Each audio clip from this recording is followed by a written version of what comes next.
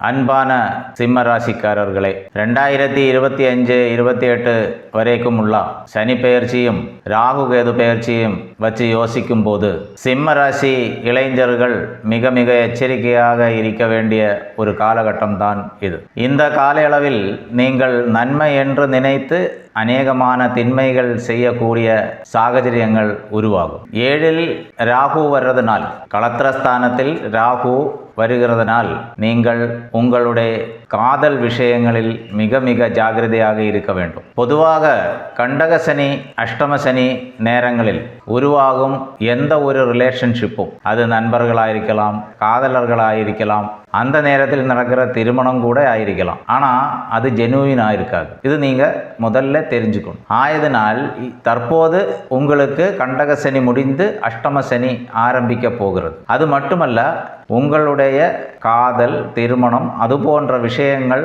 Control பண்ணுற 7ஆம் இடமான களத்திரஸ்தானத்தில் ராகு என்ற கிரகம் வரும்போது இது மிக மிக ஜாக்கிரதையாக இருக்க வேண்டிய நேரம்தான். தற்போது காதலிக்கிறவர்கள் உங்களுடைய காதலை தீவிரவாதித்தனமாக கொண்டு போவதற்கு முயற்சி பண்ணக்கூடாது. தற்போது உங்களுடைய காதல் விவகாரங்கள் உங்களுக்கு அதிகமான இனிமையாக தோன்றினாலும் உங்களுடைய வாழ்க்கையில் வரும் காலத்தில் அது இனிக்கும் அளவுக்கு இருக்க மாட்டோம். அதுவும் சிம்ம ராசி பெண் பிள்ளைகள் அதி கவனமாக இருக்க வேண்டிய நேரம்தான் இது. உங்களுடைய நிலவில் உள்ள காதலோ, இப்போ 7ல் வரும் ராகுவினால் உண்டாகும் காதலோ, அஷ்டம சனி நேரத்தில் உங்களுடைய காதல் உங்களுடைய வாழ்க்கையில் பலவிதமான இன்னல்களும் விபரீதமான சாகச்சரியங்களையும் கூட்டிக் கொண்டு வரும். எந்த ஒரு காரணத்தினாலும் அவசரமாக ஓடிப்போய் திருமணம் பண்ணுவதோ, இல்லை என்றால் அப்பா அம்மாவுக்கு நெருக்கடிகள் கொடுத்து இந்த பையனை தான் நான் திருமணம் பண்ணுவேன்,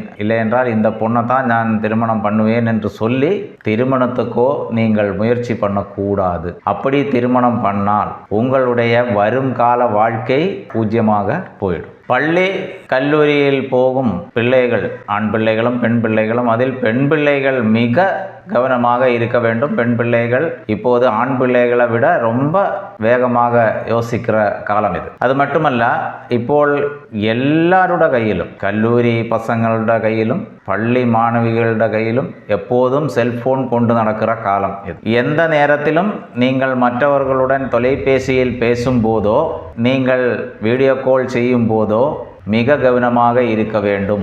மற்றவர்களுடன் நீங்கள் ஒரு புகைப்படம் எடுக்கும் போதோ போலும் நீங்கள் கவனமாக இருக்க வேண்டும். இந்த காலகட்டத்தில் நீங்கள் செய்கிற இத்தனை விஷயங்களும் பிற்காலத்தில் உங்களுக்கு நிம்மதி இல்லாத வாழ்க்கையே தரப்போகும்.